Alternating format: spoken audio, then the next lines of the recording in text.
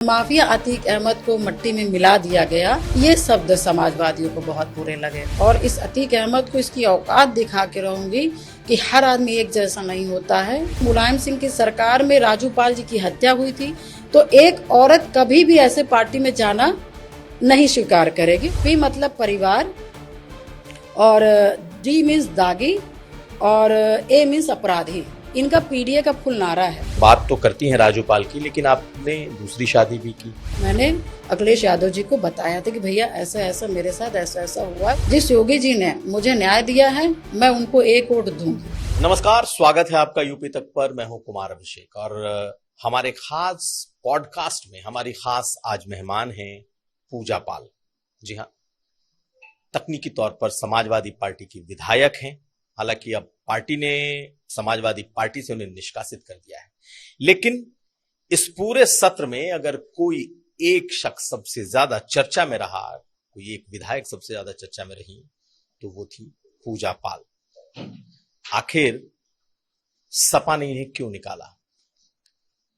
मुख्यमंत्री योगी आदित्यनाथ से, बीजेपी से इनके रिश्ते कैसे हैं? और इनके पति की जब हत्या हुई थी तब महज 9 दिन इनकी शादी को हुए। तमाम ऐसी बातें हैं जिस पर आज हम इनसे बात करेंगे। स्वागत है पूजा पाल जी आपका यूपी तक में। तो शुरुआत हम इसी बात से करते हैं कि सदन का सत्र चल रहा था और सत्र के बीच में जब आपके बोलने की बारी आई तो आपने मुख्यमंत्री योगी आदित्यनाथ की तारीफ कर दी, आपने एक तरीके से सरकार के काम की तारीफ कर दी और अब पार्टी से बाहर कर दी।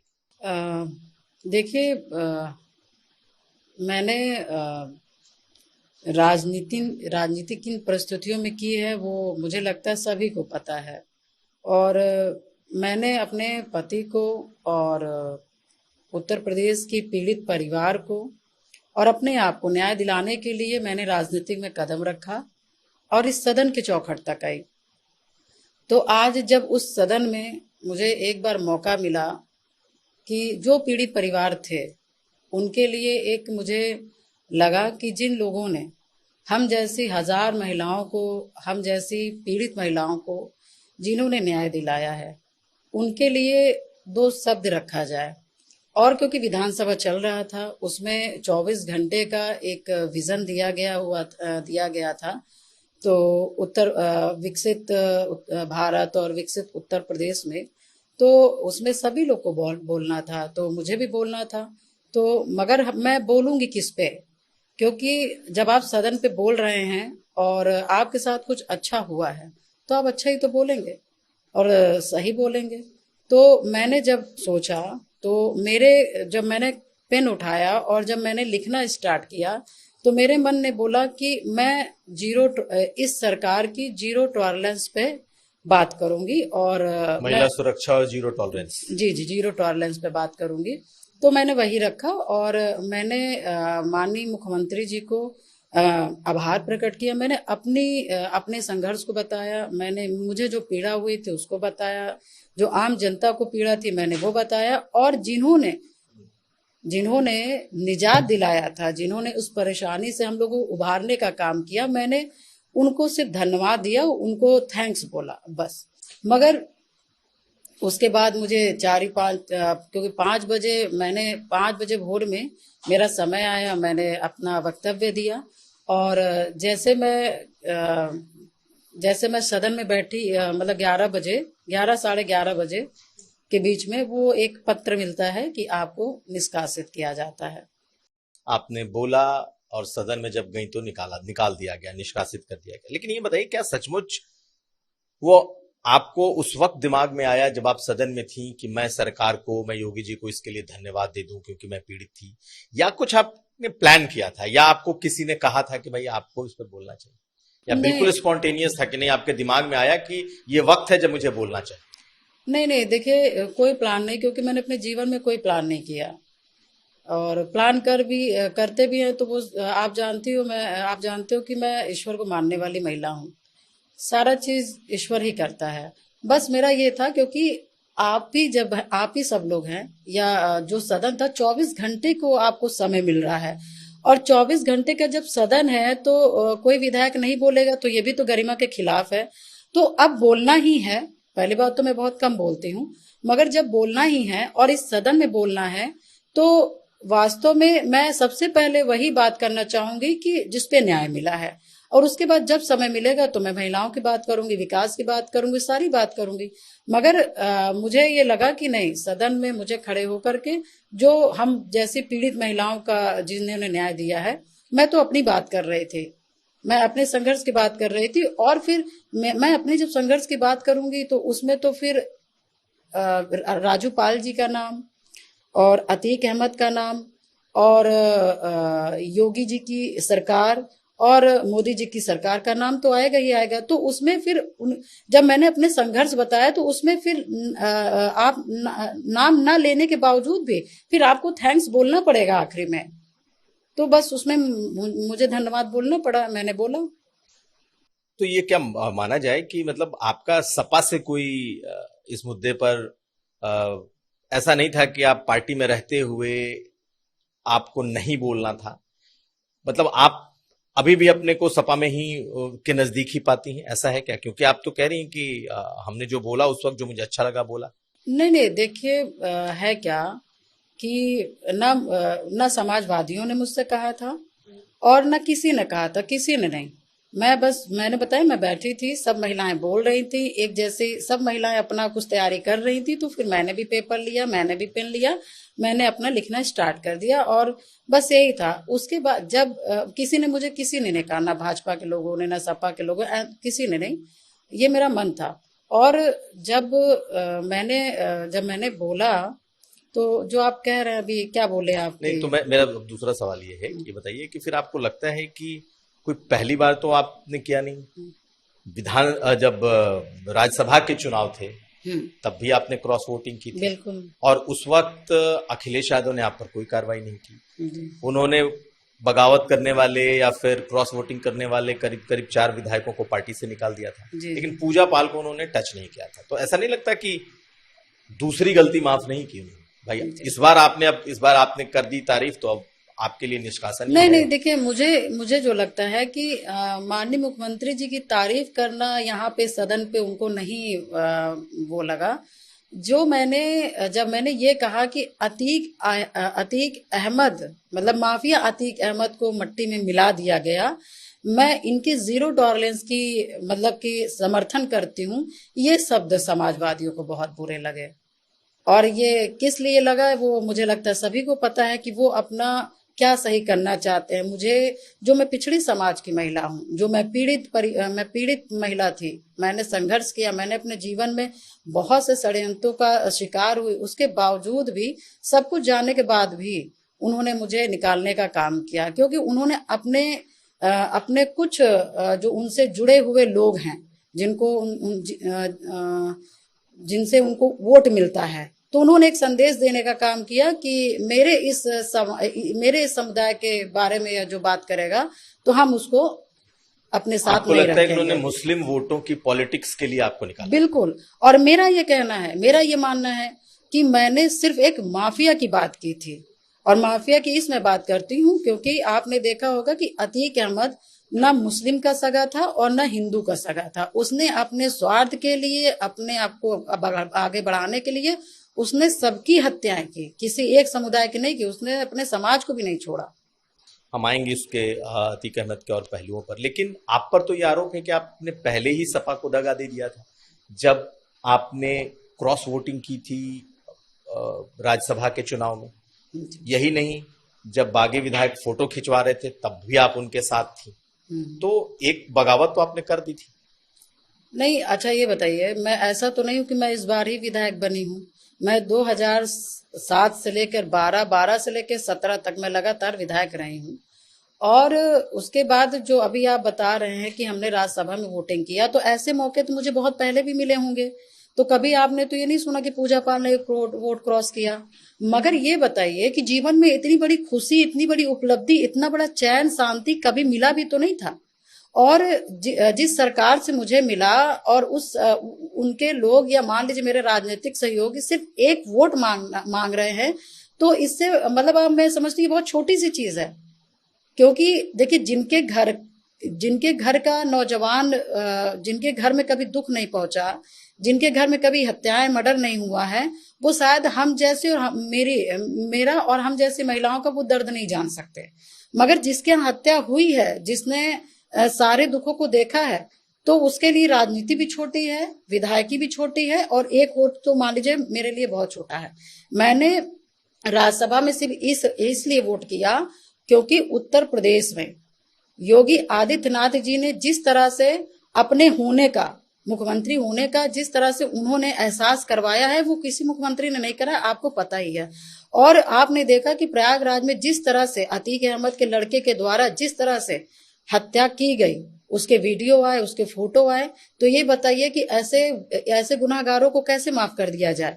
मगर पूर्व की सरकारों ने माफ किया है, इस वजह से सब लोगों को क्या कहते हैं, लगता है कि ऐसा नहीं होना चाहिए। मगर हम जैसी महिलाओं को लगता है कि उत्तर प्रदेश में जब इस तरह से कानून को हाथ में लिया जाए, तो योगी जी को और सभी लोगों को इस तरह से अपने कानून को ऐसा रखना चाहिए कि हमारे शासनकाल में इस तरह से हत्याएं हो, तो जो लोग हत्याएं करें उनको भी इस तरह की सजाएं दी जाए। सजा मीन्स जिस तरह से योगी जी ने असद का इनकाउंटर कराया, उस तरह से इनकाउंटर कराना चाहिए। क्योंकि आप इस तरह से जो खुलेआम हत्याएं हो रही, आप इनकाउंटर नहीं कराएंगे, ये लोग बच जाएंगे। बचने के बाद फिर एक हत्या, फिर 2 हत्या, फिर 3 हत्या, फिर यही असद, अतीक अहमद जैसे ये माफिया बनेंगे।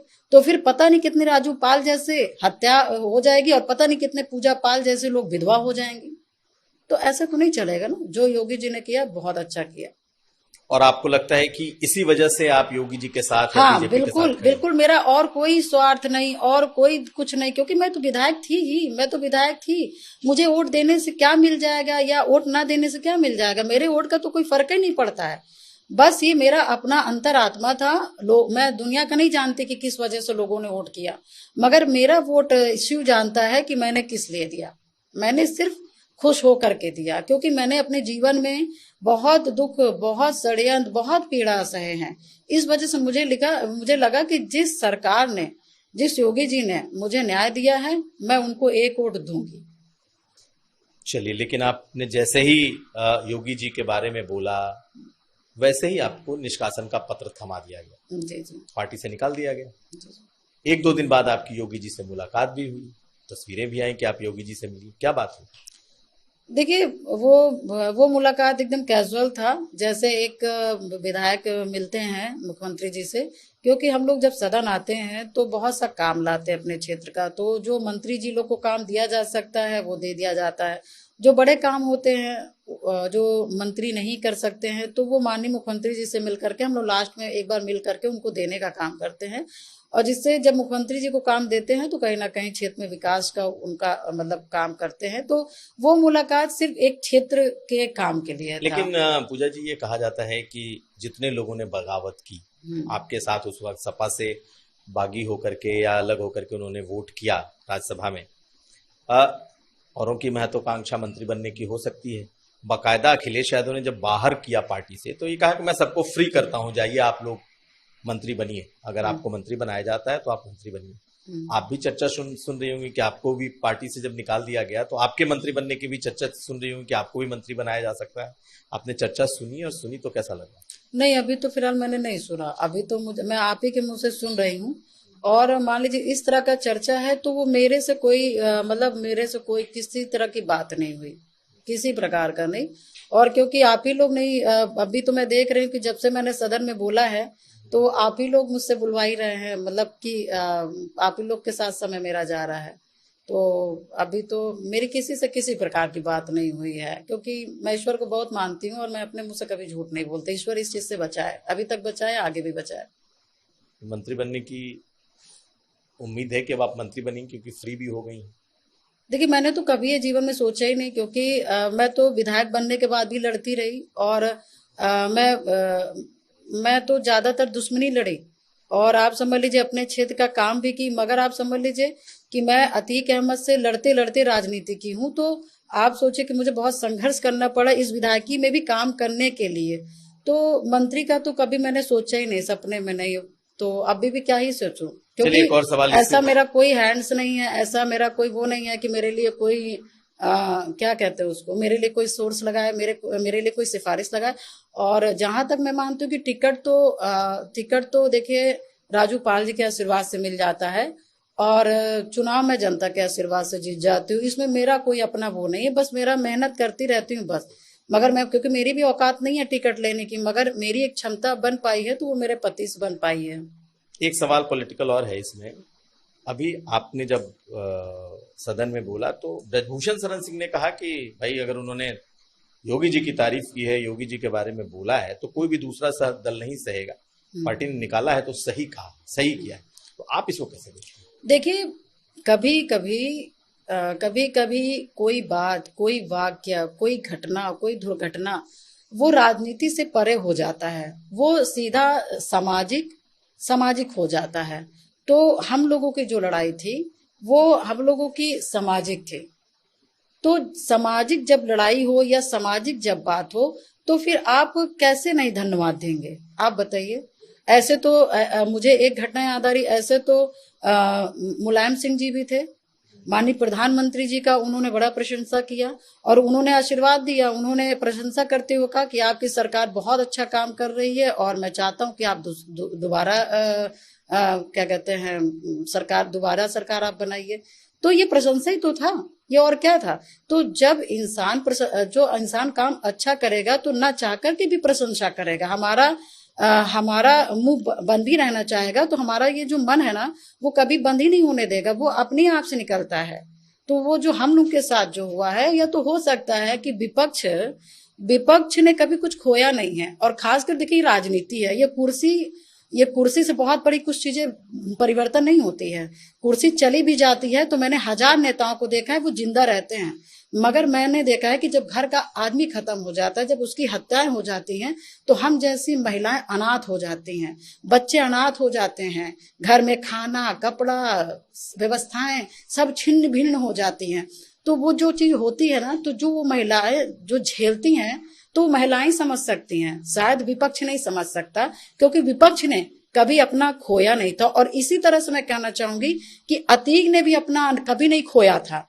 मगर आप उस अतीक को देखिएगा, जो अतीक एक अतीक था, जब वैन से उतरता था उसका चेहरा, उसकी शरीर जलवा देती थी। मगर आप एक अतीक को देखिएगा, जब असद खत्म हो गया था और अपने वैन से उतर रहा था तो ऐसा लगता था उसके शरीर में जान नहीं था। ये असली दुख होता है, ये असली दुख होता है। और ये वास्तव में मैं दुख समझती हूँ कि एक पति का खत्म होना और एक बेटे का खत्म होना शरीर की ऊर्जा और शरीर की जान निकाल के फेंक देती, निकल जाती है, वो प्राण नहीं निकलता है, मगर बस इंसान चलता रहता है। उस दिन आप समझ सकते हैं, क्योंकि मैंने तो झेला है ना, मैंने तो रोया है, मैंने तो अपनी पूरी चीजें खोई है। तो मैं दुख अच्छी तरह से समझ सकती हूँ कि अब इंसान के शरीर में अब ये असली शरीर कौन सी है और नकली शरीर कौन सी है, दुख वाली शरीर कौन सी है और सुख वाली शरीर कौन सी है। आपने बहुत माइन्यूटली पूरे अतीक अहमद के बॉडी लैंग्वेज को आपने रीड किया है। अतीक को आप देखिए, उसका चेहरा उतर गया अपने बेटे के खत्म होने के बाद, लिप्स जो थे तिरछे हो गए। इसी तरह से हम लोग के भी हुए थे, आदमी खत्म हुआ, शरीर से ऊर्जा निकल गई, चेहरे का हाव भाव उड़ गया, शरीर कमजोर सी हो गई, कहना चाह रही हूँ कह नहीं पा रही हूँ, सुनना चाह रही हूँ सुन नहीं पा रही हूँ, सारी चीजें खत्म हो गई। तो हम लोगों ने दुख देखा है। और विपक्ष बात कर रहा है तो करे। मैंने अपने आप को न्याय दिलाने के लिए, राजू पाल जी को न्याय दिलाने के लिए और उन उत्तर प्रदेश के पीड़ित परिवार को न्याय दिलाने के लिए पूजा पाल राजनीति में आई। पूजा पाल जैसी लड़की कभी राजनीति नहीं करना चाहती, हाँ, मगर पूजा पाल जैसी लड़की को कमजोर किया जाएगा, उसके पति की हत्या की जाएगी, तो मान के चलिए हम लोग भारतीय नारी हैं। हम लोग जो पुरुष सर पे कफन बांध के निकल सकता है तो हम उन्हीं पुरुष के वीर नारी हैं। हम भी सर में कफन बांध करके निकलना चाहते हैं और मैंने निकला भी। इसी तरह हर महिलाओं का है, अंदर बहुत पीड़ा होती है। आपकी शादी को सिर्फ 9 दिन हुए थे जी, जब ये घटना घटी थी। जी, याद आता है कल या भूल नहीं पाती? नहीं, देखिए, मैं राजू पाल जी को भूल जाती या राजू पाल जी का दुख भूल जाती या अपना दुख भूल जाती या उन पीड़ित परिवार का दुख भूल जाती तो शायद मैं अपनी जिंदगी बदल चुकी होती, मगर मैं कभी नहीं भूली। और इसका इसका मतलब आप समझ लीजिए, ये तो मेरे परिवार वाले गवाह हैं कि जब राजू पाल जी की हत्या हुई है, लोग उनके तस्वीर में माला आकर के गुलाब का पता नहीं किसका किसका मखा पहना के चले जाते थे। और फिर एक दिन के बाद जब भीड़ धीरे धीरे कम होती गई, फिर मैंने जो वो चंदन के जो माले पड़ते हैं, मैंने वो माले हटा दिए, वो मैंने माला हटा दिया। और मैंने अपने घर में कहा कि राजू पाल जी के फोटो में कभी माला नहीं पड़ेगा, कभी भी नहीं माला पड़ेगा। तो लोगों ने समझाया कि नहीं बेटा, जो लोग नहीं रहते हैं उनको माला पड़ना चाहिए और ये गलत है। मैंने कहा कि दुनिया के लिए राजू पाल मर गए होंगे, मगर मेरे लिए नहीं, मेरे लिए नहीं मरे हैं, मेरे लिए हैं। और मैं कसम खाती हूँ कि राजू पाल जी के फोटो में तभी माला चढ़ेगा जब मेरे दुश्मन नहीं रहेंगे, जब मेरे दुश्मनों के माला में फोटो चढ़ेगा तभी मेरे पति के माले फोटो माला चढ़ेगा, वरना नहीं चढ़ेगा। और जैसे 23 में उन सबको मिट्टी में मिलाया गया, पूरी जनता, मेरा घर में तो शॉर्ट थे क्योंकि घर में जहाँ देख रहे थे कि कभी राजू पाल जी की मूर्ति में माला ये पहनाती नहीं है, डालती नहीं है, और कैसे एक घर के, एक गांव के घर के लिए माला मैंने मंगाया, एक जहाँ ऑफिस था उसके लिए, एक जहाँ मैं बैठती हूँ अपने घर पे वहां के लिए, मैंने 3 माले मंगाए। और तीनों माल मैंने सुबह सुबह उठा, मैं पूजा की, पूजा करने के बाद उनको मैंने माला पहनाया और फिर अपने मत्थे पे कुमकुम लगाया कि मेरा वादा पूरा हुआ, अब आपको मैं माला पहना सकती हूँ और अपने मत्थे में मैं बिंदी लगा सकती हूँ। तो ये मेरी ये मेरा प्रण था, ये मेरी तपस्या थी।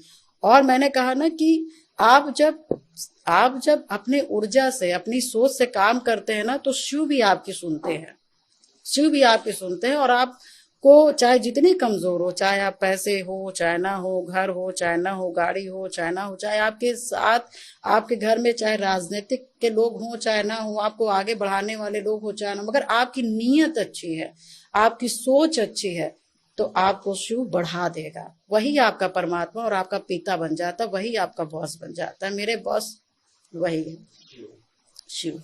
तो जिस दिन आपने वो दृश्य देखा कि एक संदिग्ध तरीके से उन पर गोली चली और उनकी मौत हुई और उनके साथ उनके भाई की भी मौत हुई, आपका पहला रिएक्शन क्या था? कैसे देखा आपने, कैसे पता चला, तो रिएक्शन क्या था? देखिए, क्योंकि मैं तो घर पे ही थी, अपने ससुराल में ही थी। मुझे मुझे उनके दोस्त थे एक, पवन, वो आके बताया कि भाभी ऐसा ऐसा हो गया है, और अतीक के भाई अशरफ और उसके लोग जो है विधायक जी को घेर करके और चारों तरफ से गोली चला दिए, और भाई को गोली लग गई विधायक जी को, और मतलब बहुत ज्यादा घायल हैं और शायद बता रहे हैं कि खत्म हो गए हैं। इस शादी का 9वां दिन था। तो पहला तो मुझे विश्वास ही नहीं हुआ, पहले तो मुझे विश्वास ही नहीं हुआ, मगर फिर क्योंकि लगा कि ऐसा हो गया है, क्योंकि घर में भीड़ बढ़ रही थी, धीरे धीरे लोग आ रहे थे, महिलाएं मुझे धीरे धीरे, जैसे एक होता नहीं है कि उन्हें लगता है कि मैं जान रही हूँ या समझ रही हूँ, मगर मुझे पता नहीं क्यों लग रहा था कि नहीं, ऐसा नहीं हो सकता, ऐसा विधायक जी के साथ नहीं हो सकता, ऐसा मेरे साथ नहीं हो सकता, क्योंकि उन्होंने भी जीवन में सबका साथ दिया है, सबका सहयोग किया है, नहीं हो सकता। और मैंने भी हमेशा ईश्वर की प्रार्थना की है, हमेशा ईश्वर की पूजा की है, तो भगवान इतना हम लोग को इतनी बड़ी सजा नहीं दे सकता। मगर जब भीड़ बहुत बढ़ा, लोग बहुत आने लगे, तो फिर धीरे धीरे अपने आप को आभास हो गया कि नहीं, कुछ तो गलत हो गया, क्योंकि लोग रो रहे थे, लोग रो रहे थे, लोग परेशान हो रहे थे, एकदम जैसे कुछ अफरा तफरी सी मच गई हो, ऐसा हो गया था सब। तो उसमें मुझे भी लगा कि नहीं हो, मतलब कुछ ऐसा तो हो गया है कि राजू पाल जी नहीं है। और उसके बाद फिर उसके बाद मुझे कई मिनट तक होश नहीं था कि क्या हो रहा है क्या नहीं हो रहा है। कैसे संभाला आपने? ये संभालना तो मुझे अपने आप को बहुत ही तकलीफ से है, क्योंकि मुझ जैसी महिला कहीं ना कहीं ये विश्वास ही नहीं कर पा रही थी कि राजू पाल जी की हत्या हो गई है और अब वो इस दुनिया में नहीं रहे। क्योंकि मेरे लिए ये बहुत बड़ा वो था, एक धक्का था, एक मान के चली जैसा था। मगर अ, ईश्वर कहते हैं ना कि कुछ ईश्वर को जब कराना होता है तो शक्ति भी देता है। तो मुझे लगता है कि कहीं ना कहीं ये हत्या अतीक अहमद की जो अपराध था, जो अतीक अहमद के जो साम्राज्य थे गलत तरीके से बनाए हुए, कहीं ना कहीं उसका विनाश का समय था। तो मुझे लगता है ईश्वर ने मुझे शक्ति दी कि आपके साथ जो घटना हुई है उसके लिए आपको लड़ना है, और लड़ना भी ऐसे इंसान से है जो आपको बहुत कमजोर समझता है, और वो ये समझता है कि मेरे आगे किसी की नहीं चलनी है, मेरे आगे कोई मजबूत नहीं है, मैं जो कहूंगा वो होगा, मैं जो चाहूंगा वो होगा। मगर मुझे हिम्मत धीरे धीरे, क्योंकि जब मैंने सुना कि अतीक अहमद से कोई लड़ता नहीं है, अतीक अहमद से कोई बात नहीं करना चाहता है, यहाँ पे नौजवान बच्चे की हत्या हो गई है, लड़कियों, अशरफ जैसे लोगों ने बहुत लड़कियों के साथ बलात्कार किया है, बहुत लोग ऐसे भी हैं जिनके जमीनें छीने गए, जिनके घर छीने गए, उसके बावजूद भी कोई कुछ करने को तैयार नहीं है। और कहीं ना कहीं इन सब कारणों से जो अतीक अहमद है उसको दिन पे दिन उसको बल मिलता चला गया, और वो सोच रहा है कि मेरे सामने कोई लड़ने वाला नहीं है। तो जब मेरे दिमाग में ये चीज आया कि ये सोच रहा है कि इसके सामने कोई लड़ नहीं सकता, तब मैंने सोचा कि नहीं, मेरे पति लड़े थे, ईमानदारी से लड़ने का काम किए और जनता के लड़ने का काम किया था, अतीक अहमद के साम्राज्य को खत्म करने के लिए लड़े थे। तो मैं भी अपने पति की लड़ाई लड़ूंगी और इस अतीक अहमद को इसकी औकात दिखा के रहूंगी कि हर आदमी एक जैसा नहीं होता है, कोई सही से लड़ना चाहे तो लड़ेगा, तो फिर तुम जैसे लोगों का भी विनाश होना तय है। लेकिन आप जब तक लड़ी, जितनी बार विधायक रही, आप ज्यादातर सपा बसपा में रही और अतीक अहमद भी इन्हीं पार्टियों में रहे, चाहे बसपा में रहे हो चाहे सपा में रहे हो, यानी आप दोनों लगभग एक पार्टी में एक समय रहे। तो क्या आपकी कभी मुलाकात, कभी कोई बातचीत, या आपने कैसे कोप अप किया कि उसी पार्टी में अतीक अहमद भी है, आप भी? नहीं नहीं नहीं, मैं जहां रही हूं अतीक अहमद वहां नहीं रहा है। देखिए ये बहुत बड़ा प्लानिंग है। पहली बात तो मैं बीएसपी से 2 बार विधायक रही, तो अतीक अहमद सपा में था, समाजवादी पार्टी से था। फिर मैं 7 से 12, 12 से 17 मैं बीएसपी से विधायक थी, और उसके बाद 2017 में मैं चुनाव हार जाती हूँ। जब मैं चुनाव हार जाती हूँ तो वो बीएसपी में कभी नहीं था। जब मैं चुनाव हार जाती हूँ तो ये एक षड्यंत्र था मेरे ऊपर कि पूजा पाल अब चुनाव हार गई है तो इसको कैसे कमजोर किया जाए, और कमजोर सिर्फ इसलिए किया जा रहा था कि अब ये एक अच्छा मौका है कि इसका एक प्लेटफॉर्म टूट गया है, खत्म हो गया है, इसके साथ पार्टी की जो वो है वो खत्म हो गई है, जनता है वो कहीं ना कहीं खत्म हो जाएगी, और इसको कहीं ना कहीं खत्म एकदम कर दिया जाए। तो मेरे ऊपर एक साजिश की जाती है कि मुझे बीएसपी से निकलवाया जाता है। अब वो जानबूझ के निकलवाया जाता है, वो बहन जी को भी नहीं पता। पहले मुझे निकलवाया जाता है कि पूजा पाल को निकाल दो, और फिर शाइस्ता परवीन मतलब अतीक अहमद की वाइफ को बीएसपी में आराम से आप ज्वाइन करा दो, क्योंकि पूजा पाल जब तक बीएसपी में रहेगी तब तक शाइस्ता परवीन नहीं आ पाएगी। अब क्योंकि जब मैं 2017 में चुनाव हार गई तो आपने देखा होगा कि 2017 में ही जब अतीक अहमद कानपुर से चुनाव लड़ने गया समाजवादी पार्टी के टिकट से, तो जब अपने वही अंदाज से गया तो कानपुर वाले लोगों ने उनको गो बैक करने का काम किया। तो यही अखिलेश यादव जी ने अतीक अहमद का टिकट काटने का काम किया, और उसी समय मैं चुनाव हार गई। तो उस अतीक अहमद को एक नया घर चाहिए था, अतीक अहमद को एक नया घर चाहिए था। तो अतीक अहमद ने ये प्लान किया कि मुझे अतीक अहमद को कैसे एक नया घर मिले और पूजा पाल को कैसे बेघर किया जाए, नई तो पार्टी मिले और आपको कैसे उस पार्टी से हटाया जाए। तो अतीक अहमद ने क्या किया कि मुझे पहले बीएसपी से निकालने का काम किया, निष्कासित कराने का काम किया। कुछ लोग हैं, इलाहाबाद के लोग हैं, जो अतीक से पैसा लिए, गाड़ी लिए, और लखनऊ में मेरी फर्जी शिकायत की गई और मुझे पार्टी से निकाल दिया गया। मुझे पता ही नहीं चला। और उसके बाद मैं कुछ दिन के बाद देखती हूँ कि शाइस्ता परवीन आराम से बीएसपी में आ गई, और आकर के बहुजन समाज से क्या कहते हैं महापौर का टिकट लेकर के चुनाव की तैयारी करने लगी। मुझे भी कुछ नहीं समझ आ रहा था कि मेरे साथ हो क्या रहा है, क्योंकि अतीक पहले ही निकाल दिया गया था पार्टी से। और तो सबसे ज्यादा इसमें मेरे साथ ये किया गया कि पूजा पाल को कमजोर करो, क्योंकि पूजा पाल के कमजोर करने से दो चीज होगा कि पूजा पाल कमजोर होगी तो सबसे पहले राजू पाल के मुकदमे में असर होगा और कहीं ना कहीं अतीक अहमद को वहां से फायदा होगा और कहीं ना कहीं उसको मुकदमे में फायदा होगा और उससे निजात मिलेगा, क्योंकि पूजा पाल कमजोर हो गई तो अतीक अहमद से नहीं लड़ पाएगी। दूसरा ये कि पूजा पाल के पास कोई कहीं पे जाने का रास्ता नहीं है, सपा में जा नहीं सकती, क्योंकि 2005 में मुलायम सिंह की सरकार में राजू पाल जी की हत्या हुई थी, तो एक औरत कभी भी ऐसे पार्टी में जाना नहीं स्वीकार करेगी और ये सच्चाई भी है। और जो दूसरी पार्टी और भी हैं तो उनका कोई तो मतलब आप ही नहीं गई कैसे सपा में? मैं समाजवादी में ऐसे गई कि मैंने, भाई अच्छा ये बताइए दुश्मनी क्या होती है? जब आप मेरे साथ खेलोगे तो भगवान, तो मैं तो राजनीति से ज्यादा तो मैं भी तो दुश्मनी ही की हूं, मैंने भी तो दुश्मनी ही लड़ी है।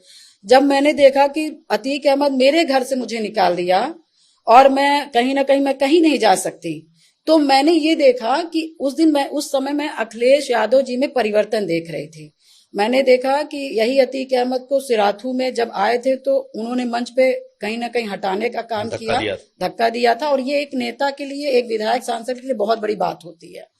उसके बाद फिर मैंने दूसरा देखा कि कहीं ना कहीं अतीक अहमद का जो टिकट कटा वो उसमें अखिलेश जी का ही रोल था। तो ये दो घटना काफी है एक विधायक के माइंड को वो करने के लिए। तो जब मुझे लगा कि नहीं, अतीक अहमद को नहीं लाइक करते हैं, ये अतीक अहमद को नहीं पसंद करते हैं, और मैंने देखा भी क्योंकि 2012 से लेकर के 2017 तक मैं भी उसी सदन की सदस्य थी, मैंने देखा था कि उन्होंने अपने सरकार में कहीं ना कहीं इन माफियाओं को अपने से दूर रखने की कोशिश किए और दूर भी रखने का काम कर पाए। और उसके बाद फिर मुझे लगा कि नहीं, ये मेरा दर्द और तकलीफ समझ सकते हैं, क्योंकि ये भी अतीक अहमद को पसंद नहीं करते हैं और अतीक अहमद को मैं भी पसंद नहीं करती हूँ, मेरा तो दुश्मनी है।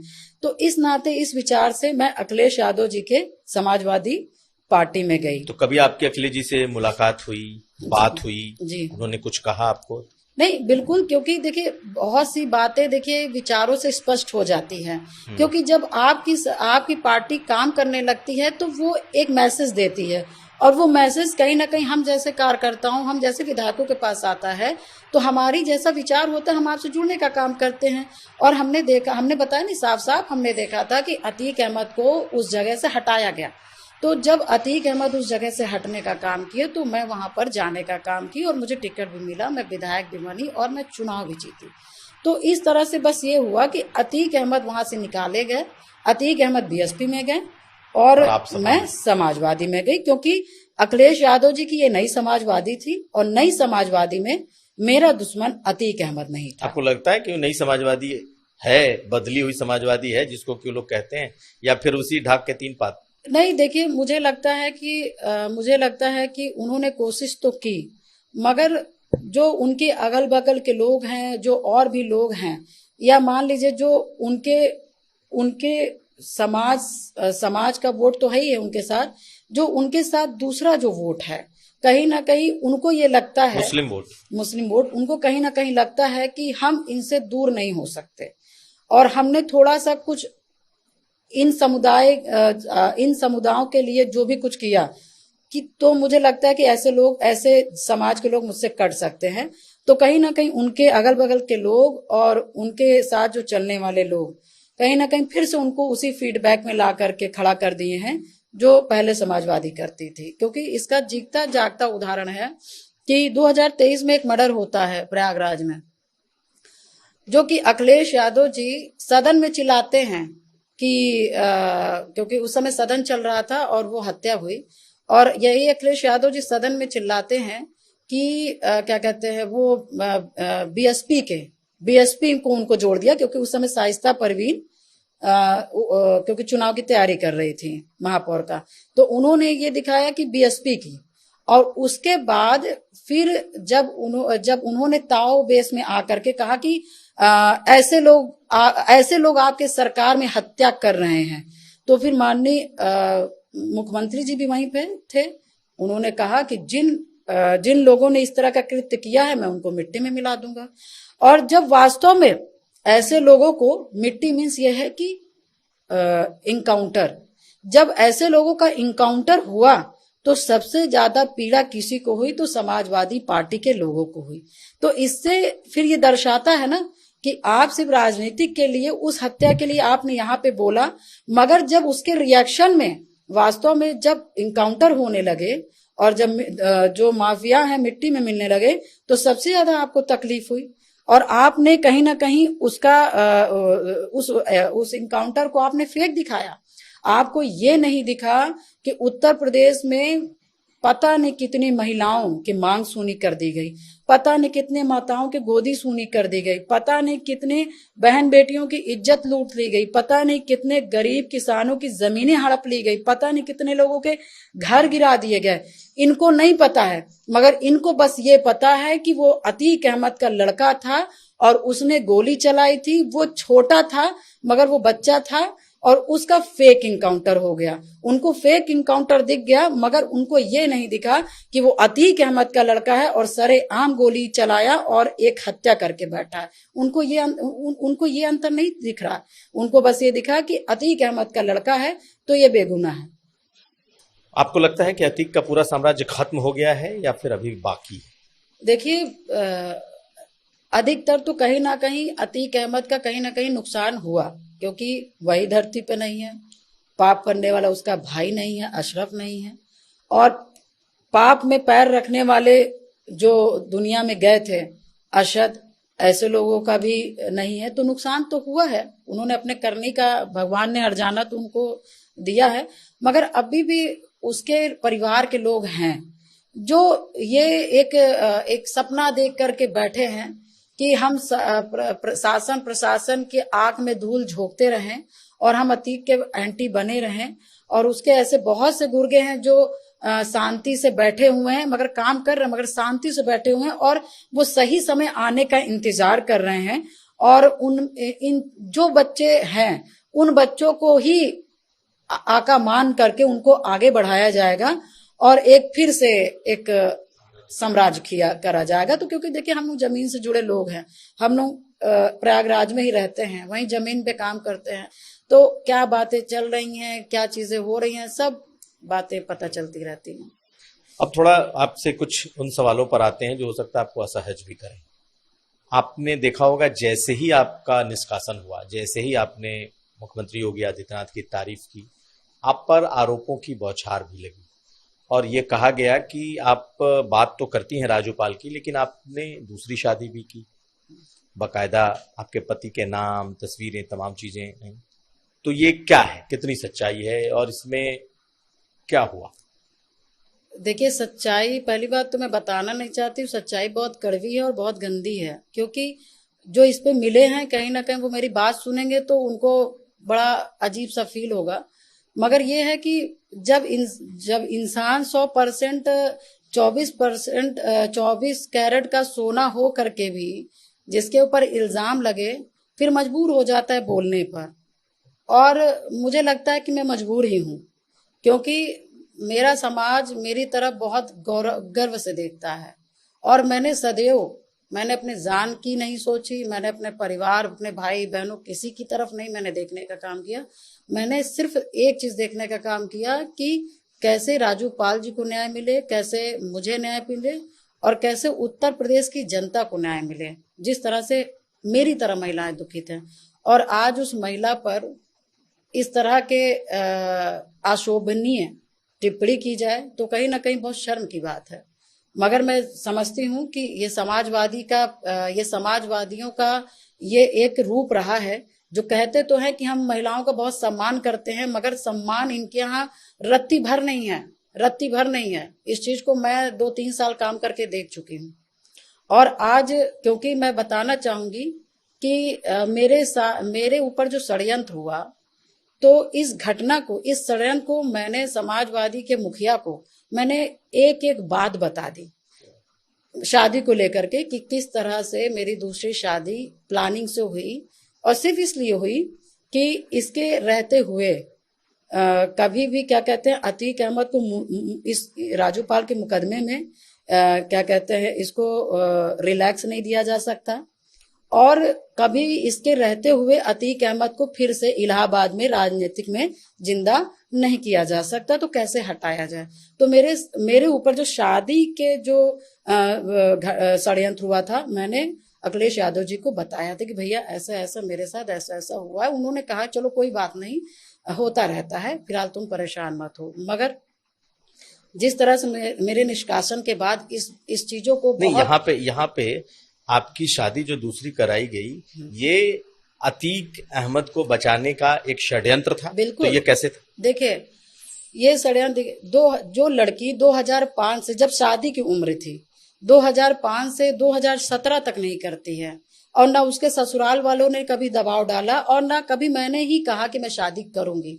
जो लड़की अपने जिस समय सारी समस्याएं थी, उस समय शादी के लिए नहीं सोचती है, जब उसके पास कुछ थोड़ी सी मजबूती आ जाती है, वो शादी करने के लिए परेशान हो जाएगी। मुझ जैसी महिला, जो लड़ने वाली महिला हो और जो राजूपाल के मिशन को लेकर चलने वाली महिला हो।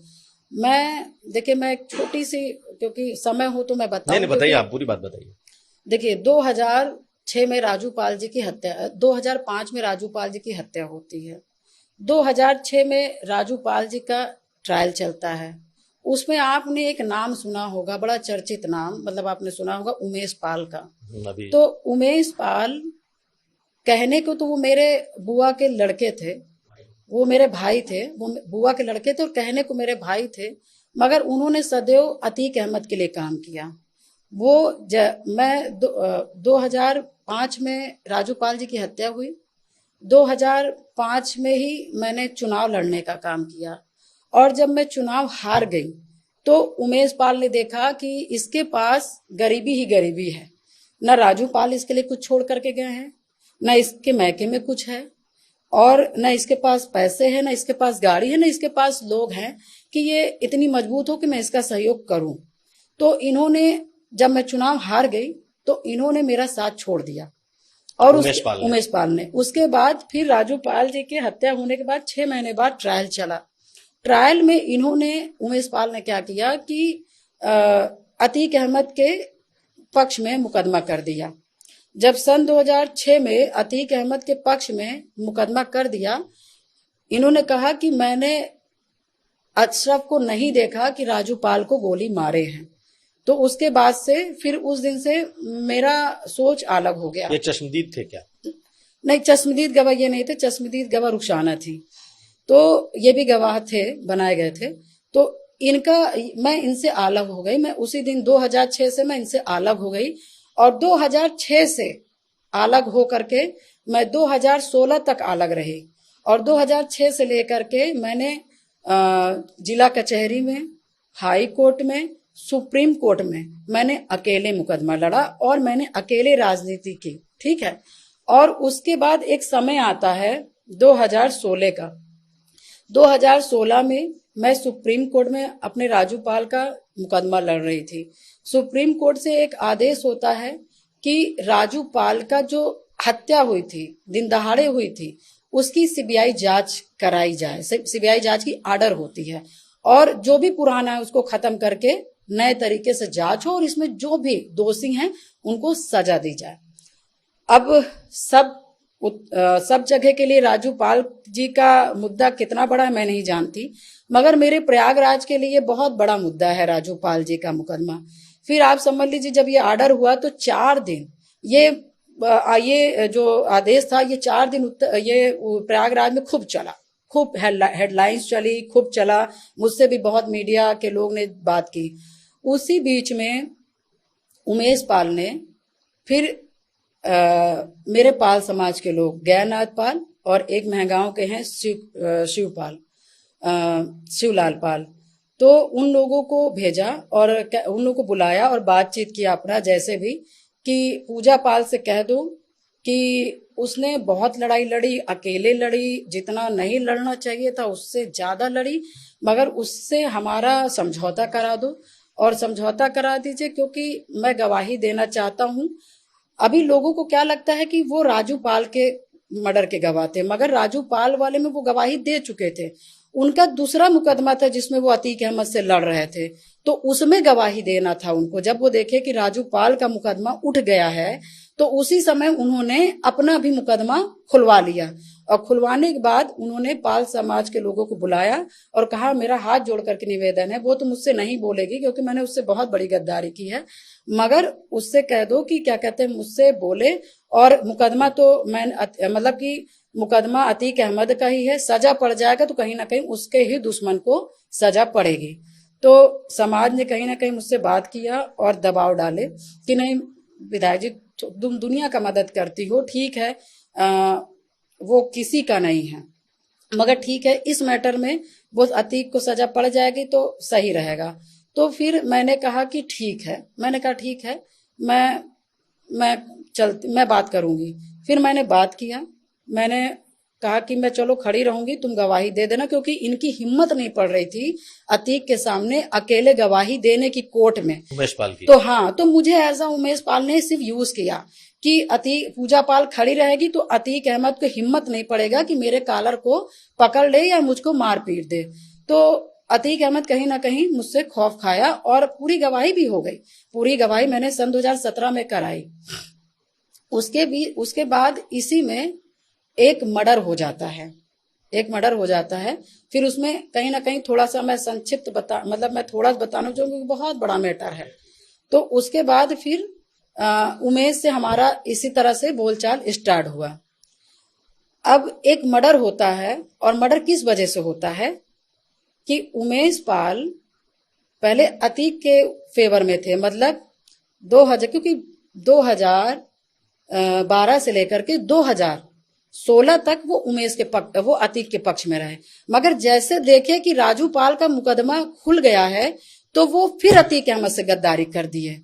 फिर वो क्या किए कि वो फिर मेरे साथ आने का काम किए, और फिर उन्होंने कहा कि पूजा पाल खड़ी हो जाएगी तो मैं अपने मुकदमे में गवाही दे दूंगा और अतीक को सजा पड़ जाएगी और मेरा नाम हो जाएगा, समाज में मेरा भी, पालों में मेरा भी एक नाम हो जाएगा। मगर मुझे नहीं पता था कि मेरे पीठ पीछे इतनी गद्दारी चलेगी। उसके बाद फिर अतीक भी कम नहीं, उमेश दाल चल रहे थे, तो अतीक अहमद भी पात चल रहा था, मगर इन दोनों की लड़ाई में मैं पिस रही थी। तो उसके बाद क्या हुआ कि अतीक ने भी एक मर्डर करवाया, एक जिससे उमेश की और पटेल से, जिसकी जो जमीन का मुकदमा चल रहा था, उसी पटेल की हत्या करा करके उसी बीच में क्या कहते हैं, उमेश पाल को फंसा दिया गया। जब उमेश पाल को फंसा दिया गया तो फिर उमेश पाल फिर डर गए। वो पूजा पाल बनना चाह रहे हैं, मगर पूजा पाल जैसा बन नहीं पा रहे हैं, क्योंकि पूजा पाल को मुकदमे में भी फंसाया गया, तब भी वो लड़ने का काम की, मगर जैसे उमेश पाल को मुकदमे में फंसाया गया, वैसे उमेश पाल और उमेश पाल की माँ तुरंत ही अतीक अहमद के घर में चले गए, पैर छू करके सरेंडर हो गए। और जब सरेंडर हो गए तो इस बात की पता पूजा पाल को नहीं लगा, और पूजा पाल यही सोच रही है कि मैं अपने भाई के लिए स्टे ले लूं, मैं अपने भाई की मतलब कि मैं इसका स्टे ले लूं तो इसको पुलिस पकड़े ना, इसको अतीक परेशान न करे, मैं पागलों की तरह उसके फेवर में लगी हूं, वकील वकालत ये वो करने के लिए। और यहाँ पर क्या हुआ कि अतीक और यहाँ पे उमेश और उमेश की माँ दोनों जाकर के, मतलब ये लोग जाकर सरेंडर हो गए। और ये बात मुझे कम से कम 6-7 महीने बाद, 8 महीने बाद पता चल पाई, और तब तक मेरा बहुत बिगड़ चुका था, तब तक मेरी जिंदगी बहुत बिगड़ चुकी थी। फिर ये अतीक से मिल गए तो अब फिर पूरा पूजा पाल के जीवन में अब एक मोड़ आता है। अब जब अतीक अहमद हत्या करवा के एकदम उसको अपने उस पे ले लेता है, कब्जे में ले लेता है, तब इन दोनों का फिर दिमागी, शैतानों की दिमागी चलना स्टार्ट हो गया। अब ये हुआ कि अब फिर हम साथ में हैं, तो फिर पूजा पाल की बर्बादी कैसे की जाए।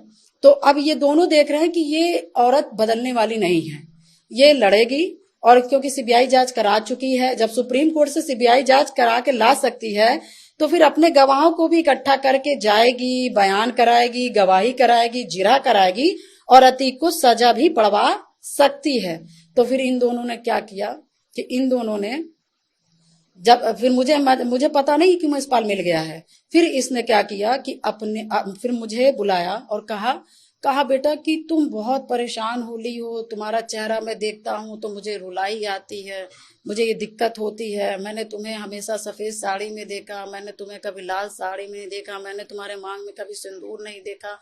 तुमने कितना झेला, तुम राजू पाल भी तुम्हारे लिए कुछ करके नहीं गए कि तुम्हारी व्यवस्था बना के गए हों। ये मतलब एक जो भाई अपनी बहन को जितना इमोशनल कर सकता है, जो इमोशनल जितना कर सकता है वो उसने किया। और आज तक मुझे इस तरह का इमोशनल किसी ने नहीं किया।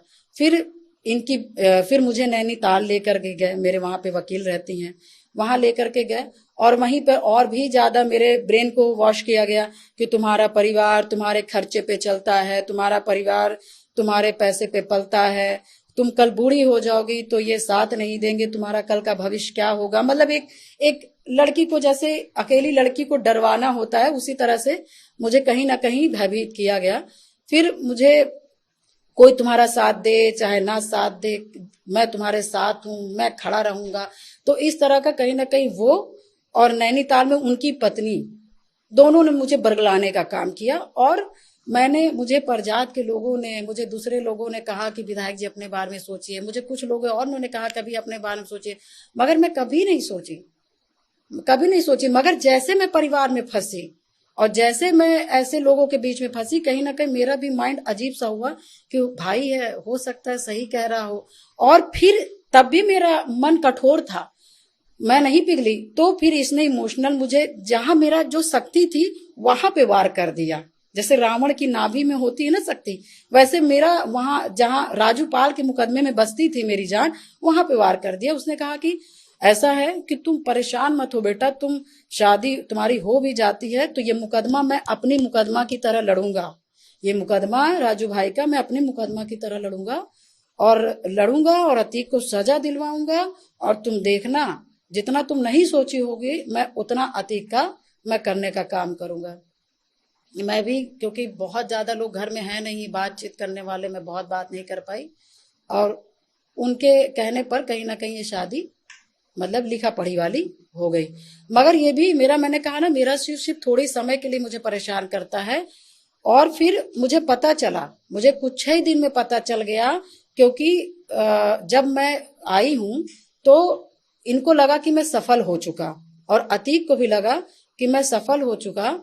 तो कहीं ना कहीं इन लोगों ने कहीं पर बैठ करके बातें, जैसे कि मर्डर हो जाता है ना, मर्डर होने के बाद पता चलता कि पहली गोली मैंने मारी, शूटर ये बुलवाया, ये किया। तो कहीं ना कहीं ये बात खुलने लगी धीरे धीरे, क्योंकि अतीक को और उमेश पाल को ये लगा कि अब अतीक अहमद के मुकदमा में रिलीफ मिल जाएगा, आराम मिल जाएगा, क्योंकि ये लड़की तो अब यहाँ रहेगी नहीं। और मुझे क्या कहते हैं, अतीक अहमद को सांसद बन जाएंगे, क्योंकि अब ये राजनीति में दखल देने के लिए रहेगी नहीं। और मैं आराम से विधायक बन जाऊंगा, क्योंकि दखल देने के लिए है नहीं है। और समाज भी, क्योंकि अदर कास्ट में समाज हुए है, तो इसके समाज के लोग भी इसको थूकेंगे, धिक्कारेंगे और इसका बहिष्कार करेंगे। मगर मैं बस यही कहना चाहूंगी कि शायद मेरे भाई ये भूल गए थे उमेश पाल जी, कि जो अपने मरे हुए पति के लिए लड़ सकती है, तो जिसके ऊपर षड्यंत्र हो रहा होगा और मैं जिंदा हूं, मैं अपने लिए नहीं लड़ सकती। मैंने लड़ा, और जब मुझे पता चला कि ये शादी षड्यंत्र है, तो मैंने इसका विरोध किया और मैंने इसका विखंडन करके, मैंने जो भी ये सोच रहे थे कि यहाँ पे न रहे, यहाँ से चुनाव न लड़े और अतीक अहमद को रिलीफ मिल जाए और मैं विधायक बन जाऊं, तो मैं इनके छाती पे ही प्रयागराज में रही। मैंने गाली भी सुना, मैंने अशब्द भी सुने, मैंने अशोभनीय टिप्पणी भी सुनी, मगर मैं अतीक के ही छाती पे रही। वहीं से मैं चुनाव की तैयारी की, वहीं से मैं चुनाव लड़ी, वहीं से विधायक बनी। और इन दोनों की प्लानिंग मैंने फेल की। तो आपके दूसरी पति से आपकी बनी भी नहीं, आप रह भी नहीं सकते। देखिए, मैं 4-5 परिवार चलाती हूँ, मैं अपनी विधायकी चलाती हूँ, मैं क्षेत्र चलाती हूँ। इतना भगवान ने मुझे दिया हुआ है कि मैं सब चला सकती हूँ। ये रिश्ता भी चला सकती थी, ऐसा नहीं है। मगर कहीं ना कहीं मन में एक डर, मन में एक पीड़ा, मन में एक वो है कि जो शादी छल से कराई गई है, वो शादी कितने दिन तक, और वो शादी क्यों। तो ऐसे रिश्ते का भगवान कभी समर्थन नहीं करता है। तो इसलिए मैंने भी समर्थन नहीं किया। और मेरी जो लड़ाई थी, क्योंकि मेरी लड़ाई अतीक अहमद से थी और मैं न्याय पाना चाह रही थी, राजू पाल को न्याय दिलाना चाह रही थी, उन पीड़ित परिवार को न्याय दिलाना चाह रही थी।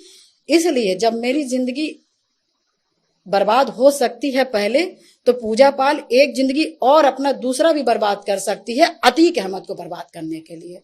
मैंने अपना दूसरा जीवन भी बर्बाद करने का काम किया और मुझे बड़ा गर्व है कि मैंने अपने मिशन को जारी रखा। और भगवान ने मेरी ईमानदारी को देखते हुए, भगवान ने जब देखा कि मैं चारों तरफ से फंस गई हूं, तब भगवान ने उत्तर प्रदेश में भाजपा जैसी सरकार बनाई और योगी जैसे मुख्यमंत्री बनाने का काम किए और सब मेरे दुश्मनों को मट्टी में मिलाने का काम किया, क्योंकि शायद मेरे हाथ पैर सब गवाही दे रहे थे। लेकिन वही उमेश पाल की वजह से तो अतीक अहमद नहीं रहे, उनकी मौत, उसकी हत्या हुई। नहीं, देखिए एक्चुअली उमेश पाल ने क्या गलती की, उमेश पाल सब लोगों को, जैसे अतीक का कारनामा था, अतीक करता था तो पता चलता था, मगर उमेश करता था तो नहीं पता चलता था। उमेश जो भी करता था बहुत साइलेंटली करता था, चाहे अतीक के लिए करे, चाहे मेरे लिए किए, चाहे जिसके लिए किए।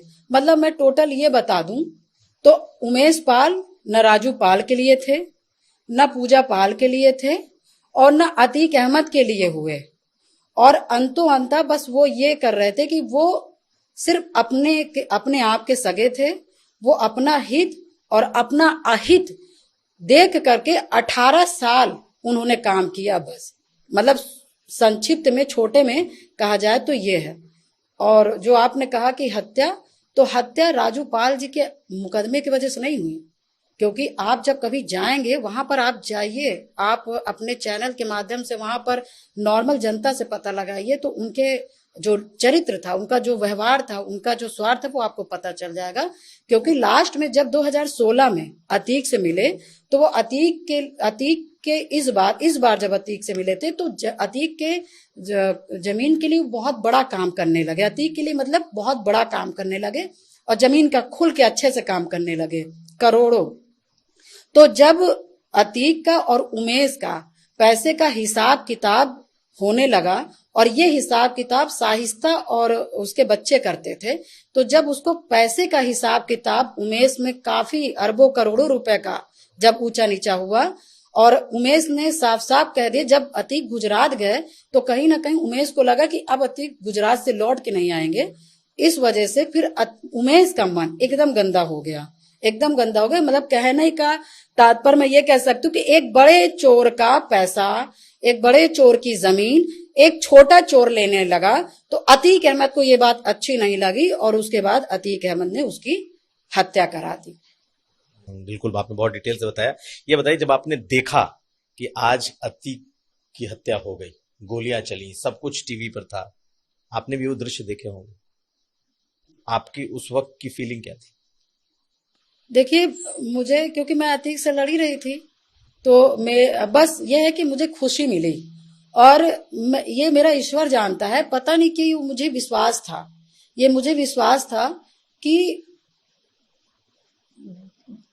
जो सबका गलत कर रहा है, जो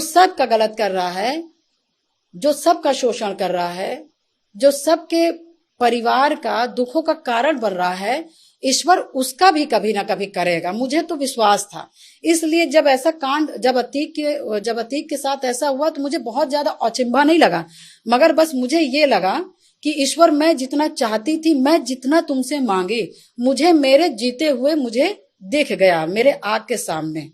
बस मुझे इसकी प्रसन्नता थी, बस मुझे यकीन था। इसीलिए मैंने अपनी जिंदगी बर्बाद की, इसीलिए मैं 18 साल लड़ी। और 18 साल लड़ते लड़ते, बताइए, जिस औरत ने 24 कैरेट की तरह लड़ाई लड़ी हो, अंत में उस औरत के भी आंचल में दाग लग जाए, इससे ज्यादा जीने मरने की और क्या बात होगी। मैंने तो संघर्ष करते करते मैं तो मर ही गई, और अंत में कहीं ना कहीं दाग लग गया, तो मेरे लिए तो मृत्यु के समान मेरा जीवन हो गया। अब एक पॉलिटिकल सवाल बिल्कुल आखिर में है। अब आपको पार्टी ने निकाल दिया है, आप विधायक हैं, क्या आप बीजेपी ज्वाइन करने वाली हैं? बीजेपी आएंगी? देखिए अभी, क्योंकि अभी जब से ये घटना हुआ है तब से मैं यहीं पे हूँ। समाज मेरा अभी बहुत लोग सब मेरे अपने समाज से बहुत, अभी मैं बात करूंगी, मुझे बात करना है, क्योंकि समाज देखिए मेरे उस संघर्ष के साथ था जब 2025 राजू पाल जी की हत्या हुई। मेरा समाज उस दिन से मेरे इस संघर्ष में, मेरे दुख और सुख में खड़ा रहा है। आपका समाज आपके साथ पूरी तरीके से खड़ा है? बिल्कुल खड़ा है और मुझे बहुत अच्छा कैसे लगा। देखते हैं आप? मैं बिल्कुल देखती हूँ, क्योंकि जब मैंने सदन में भाषण दिया तब लोग बहुत खुश हुए कि आपने सच्ची बात रखी और अच्छी बात रखी, और हम गढ़िया समाज सही बात करते हैं। उन्होंने कहीं ना कहीं मुझे आश्वासन दिया। उसके बाद जिस तरह से समाजवादी के लोग ने, चाहे वो महिला नेता हो चाहे वो पुरुष नेता हो, बहुत लोगों ने आशोभनी टिप्पणी की। फिर भी मेरे समाज ने, मैंने तो कुछ नहीं रिएक्ट किया, मगर मेरे समाज ने जिस तरह से मेरा प्रतिशोध लेने का काम किया, उनको जवाब देने का काम किया, मुझे ऊर्जा मिली, मुझे ताकत मिली। तो मुझे आज भी एहसास है और पता है कि मेरा समाज आज भी मेरे साथ खड़ा है, मेरे संघर्ष में खड़ा है, और जैसे मेरे सुख दुख में वो खड़ा है वैसे मैं अपने समाज के सुख दुख में खड़ी हूं। और जब तक मेरा ये जीवन रहेगा, पूजा पाल के शरीर में खून की आखिरी बूंद जब तक रहेगी, तब तक मैं अपने समाज के संघर्ष में खड़ी रहूंगी, उनका साथ दूंगी और उनके लिए लड़ने का काम करूंगी। तो आप अपने समाज से पूछ कर ही आगे का कदम उठाएंगे कि आप भाजपा में जाएं या न जाएं? बिल्कुल, क्योंकि देखिए समाज ने मुझे बहुत सहयोग किया, उन्होंने रास्ता दिखाने का काम किया है।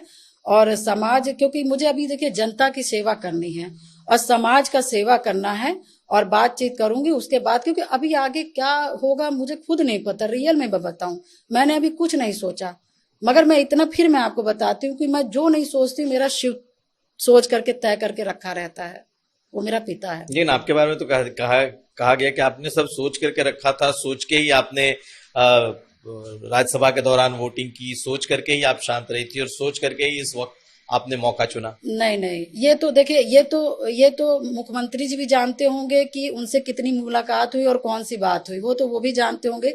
जैसे मैं हंस रही हूँ, शायद इंटरव्यू वो देखेंगे तो वो भी हंसेंगे, क्योंकि राजनीति में कभी भी किसी को भी कुछ भी कहा जा सकता है। मगर राज्यसभा में मेरी किसी भी प्रकार की कोई वैसी बात नहीं हुई थी। और मैं अपनी दिली इच्छा, मतलब मैंने दिली इच्छा से एक वोट खुश होकर के देने का काम की थी। मेरे लिए बहुत बड़ा काम हुआ था। जहां आप सोचिए परिवार नहीं खड़ा, मेरा भाई बिक गया, मेरे ससुराल के लोग बिक गए, कोई नहीं साथ दे रहा है, मैं अकेली लड़की दर दर भटक रही हूँ, पागलों की तरह भटक रही हूँ, रो रही हूँ, अपना जिंदगी बर्बाद कर रही हूँ।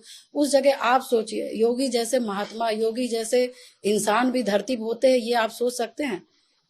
उस समय लगा कि नहीं होते हैं, इसलिए मुझे लगा कि मुझे इंसाफ मिल गया। मैंने ये पैर अपने घर के चौखट से बाहर निकाला था, और जिस वजह से निकाला था मुझे वो मंजिल मिल गई, मेरा वो मिशन पूरा हो गया। राजू पाल को न्याय मिल गया, मुझे न्याय मिल गया, मेरे उत्तर प्रदेश के पीड़ित परिवार को न्याय मिल गया। इस तो वजह अगर से आपको लगता है अगर योगी नहीं होते तो इस तरीके से आपको न्याय नहीं मिलता? देखिए, ये बिल्कुल सोचने वाली बात है, क्योंकि मैंने जो योगी जी के मैंने योगी जी को जितना, क्योंकि बहुत ज्यादा वैसे तो नहीं देखी हूँ, मगर जितना मैं उनके वीडियो और जितना उनके वार्ता से, उनके विचारों से मैं समझ पाई हूँ। देखिए योगी जी बहुत मतलब साफ सुथरे लोग हैं, उनका जो ऑरा है बहुत बड़ा है, और जिनका विचार शुद्ध होता है, जिनका सोच शुद्ध होता है, उनसे ईश्वर काम भी शुद्ध शुद्ध करवाता है। जो कोई नहीं कर सकता, वो योगी ही जैसे लोग आके करते हैं। ये उनका ऑरा है, वो ईश्वर ने उनको दिया है, और उन्होंने कहीं ना कहीं उन्होंने अपने आप को बना के भी रखा है। वो ऐसे ही काम के लिए हैं जो कोई नहीं कर सकता, जिनसे जो कोई नहीं कर सकता, वो योगी ही जैसे लोग कर सकते तो हैं। आपकी मुलाकात हुई होगी तो आपने धन्यवाद दिया होगा इस काम के लिए? मैंने प्रणाम किया। हाँ, उस काम के लिए मैं तो बहुत पहले ही मिली थी। मैंने जब मैं मिली थी तो मैंने प्रणाम किया, और मैंने ये चीज कहा कि आपने मेरे जीवन की जो दिक्कतें थी, जो संघर्ष था, जो षड्यंत्र था, महाराज जी आपने उसको खत्म करने का काम किया। वही इतना शब्द मैंने बोल पाया, और आज तक मैंने उनसे कोई दोबारा शब्द नहीं बोला। तो एक तो योगी जी, दूसरा मुलायम सिंह यादव। आपने मुलायम सिंह यादव जी के बारे में भी एक टिप्पणी की थी कि जब उन्होंने कहा था कि लड़के हैं, लड़कों से गलतियां हो जाती। जी, देखिए मैं कुछ बोलना नहीं चाहती हूँ, मगर ये जरूर कहना चाहूंगी कि जब आप उत्तर प्रदेश के बड़ी कुर्सी में बैठे हैं और जब आप ही ऐसे बात करेंगे, आप ही लोग ऐसा बात करेंगे, मुलायम सिंह जी जैसा बात करेंगे, तो ये सोचिए कि जो अपराध जगत को जो पैदा करने वाले हैं, जो बनाने वाले लोग हैं, उनको उनके इस बातों को सुन करके उनके जहन में और उनको कितनी ताकत और कितनी ऊर्जा मिलती होगी कि अभी हमने एक गुनाह किया है, हमारे ऐसे मुख्यमंत्री हैं मतलब कि उन्होंने माफ कर दिया, फिर मैं कोई गुनाह करूंगा माफ कर देंगे। तो कहीं ना कहीं जब आपका ऐसा विचार है, तो जो ये गुंडा बदमाश, ये जो माफिया जो लोग हैं, तो कहीं ना कहीं इनका तो ऊर्जा बढ़ रहा है ना, इनके तो हौसले बढ़ रहे हैं। तो कहीं ना कहीं जब आप इस तरह से अपने विचार रखेंगे, तो उत्तर प्रदेश में जो बदमाश टाइप और माफिया टाइप के लोग हैं, उनको कहीं ना कहीं ये विचार मिलेगा कि हम घटना करते रहेंगे और हमें माफ करते रहेंगे। और जैसे योगी जैसे लोग, आप उनके शासनकाल में आप हत्या करेंगे तो आपका इनकाउंटर हो जाएगा। तो देख लीजिए, एक इनकाउंटर करके देखिए पूरा एकदम दहशत हो गया। और उत्तर प्रदेश में जो अब इस टाइप की जो माफियागिरी और जो उस टाइप का मर्डर था, वो तो भैया बंद ही हो गया। एनकाउंटर को आप सही मानती हैं? जी देखिए, गलत इंसान का इनकाउंटर होना लाजमी है। अभी मैं मर्डर करूं, मैं ऑन रिकॉर्ड में मैं मर्डर करूं, मेरा फोटो मेरी वीडियो सामने आए और मुझे गुनाह ना मिले और मुझे क्या कहते सजा ना मिले, और मुझे सजा नहीं मिलेगा तो मेरा ताकत नहीं बढ़ेगा। आज मैंने एक चोरी की है, मैं दोबारा तीसरा करूंगी, चौथा करूंगी। जब एक चोरी पे ही इंसान को अब सजा मिल जाए, तो उसके परिवार का आदमी मना करने लगेगा, भैया अब तुम ऐसा ना करना, नहीं तो तुम तो करोगे, हम भी लोग भोगेंगे। तो ये परिवार भी प्रेशर देता है कि बेटा अब तुम ऐसा मत करना। आपने आजाद किया, वो आजाद हुए, पैसा ला करके पत्नी को दे दिए, माँ को दे दिए, बेटा को दे दिए, बेटा गाड़ी खरीद रहा है, बेटा 2 लाख का चैन खरीद रहा है, घड़ी खरीद रहा है, अब उनको भी उस पैसे का लत लग गया। तो जब पैसे गलत आएंगे और गलत लत लगेगी, तो परिवार भी समर्थन करता है। मगर जब ऐसी घटना हो करके और जब इनकाउंटर हो जाता है, तो उन परिवार वाले भी मना कर देते कि ऐसा कांड नहीं करना चाहिए। बिल्कुल। अब आखिरी सवाल, आपने इस दौरान में बहुत कुछ सुना देखा, लेकिन एक बात बताइए कि जब तक आप सपा में थी, आप पर किसी ने कोई आक्षेप आरोप नहीं लगाया था। जैसे ही आपको निष्कासित किया गया, वैसे ही समाजवादी पार्टी के कई नेताओं ने आपके तमाम पास, आपके पति का नाम तमाम बोलना शुरू कर दिया। और तो आपने सुन करके आपको क्या लगा? देखिए, मैं यही कह सकती हूँ कि जो ये आरोप लगा रहे हैं, इनके मुखिया को मैंने सब बताया हुआ था, अखिलेश जी को? हाँ जी, सब बताया हुआ था। और मैं ये समझती हूँ कि ये जो पीडीए का ये जो नारा दिए हुए हैं, पहली बात तो इनका पीडीए ही गलत है। पीडीए का इनका, मेरे अपने जो मैंने समझा है, इन्होंने पीडीए का जो नाम रखा है, इन्होंने गलत है। क्योंकि पीडीए को ये समझते तो मैं पीड़ित महिला, मैं संघर्षशील महिला, मैं हमेशा दुख झेला और मुझे निष्कासन कर दिया। तो मुझे नहीं लगता कि ये पीडीए के हितैषी हैं। पीडीए पिछड़ी जात से आने वाली महिला को जो पार्टी निकाल दे, वो पीडीए का नारा देगी। तो इसलिए मैं समझती हूँ। और दूसरी बात, ये इन्होंने जो महिला का एक नारा और दिया है कि महिला को हम सम्मान देते हैं। पूजा पाल जैसी महिला को, जिसने आजीवन संघर्ष किया, माफियाओं से लड़ने का काम किया, हमेशा क्या कहते हैं पीड़ितों के साथ खड़ी होने का काम किया, अपने और अपने जैसी पता नहीं कितने महिलाओं को संघर्ष देने का मिसाल किया, उस जैसी महिला के ऊपर आज ये और इनके नेता और इनकी महिला नेताएं आज क्या कहते हैं अशोभनीय टिप्पणी कर रहे हैं। तो ये महिला का सम्मान न पहले करते थे न आज करते हैं। और ये इनके पास, क्योंकि इनके पास कोई मुद्दा नहीं है, इनके पास कोई मुद्दा नहीं है, इसलिए क्योंकि पूजा पाल का कोई मुद्दा नहीं है कि पूजा पाल को कैसे घेरा जाए, इसलिए ये इस समय जो अनर्गल जो बातें चल रही है, जो कि आपको कोई मतलब ही नहीं है, उस चीज को चला रहे हैं। जो जब मुखिया को पता है कि अब कुछ है नहीं है, कोई बात नहीं है, कोई चीज नहीं है, उसके बाद भी चलाने का काम कर रहे हैं। तो इनको कोई मुद्दा नहीं है, इस वजह से ये बात कर रहे हैं। और इनके जो पीडीए का जो नारा है, ये नारा सब लोगों ने अपने अपने हिसाब से लगाया। मैंने इनका नारा जो पीडीए का है, पी मतलब परिवार, और डी मीन्स दागी, और ए मीन्स अपराधी, इनका पीडीए का फुल नारा है। तो इनका पीडीए परिवार, दागी और अपराधी, इनका पीडीए का नारा ये है। और मैं बस यही कहना चाहूंगी कि 2000 आने वाले 27 के चुनाव में मैं और मेरा समाज और पीडीए की महिला बताने का काम करेंगी कि इन्होंने एक पाल समाज का निष्कासन नहीं, एक पूजा पाल का निष्कासन नहीं है, ये पूरे पाल समाज का निष्कासन है। जिन्होंने जिस तरह से इन्होंने समाज का हमारा जिस तरह से हम महिला को पीड़ा इन्होंने देने का काम किया है, हमारा सम्मान सम्मान पाल समाज लेने का काम करेगा, बदला लेने का काम करेगा 2027 में। बहुत शुक्रिया पूजा जी। तो हमारे साथ थी पूजा पाल, जो कि इस वक्त सबसे ज्यादा सुर्खियों में भी हैं सियासी तौर पर। आज इस खास पॉडकास्ट में इतना ही। अगली बार किसी नई शख्सियत के साथ मुलाकात होगी, तब तक हमें दीजिए इजाजत। देखते रहिए यूपी तक।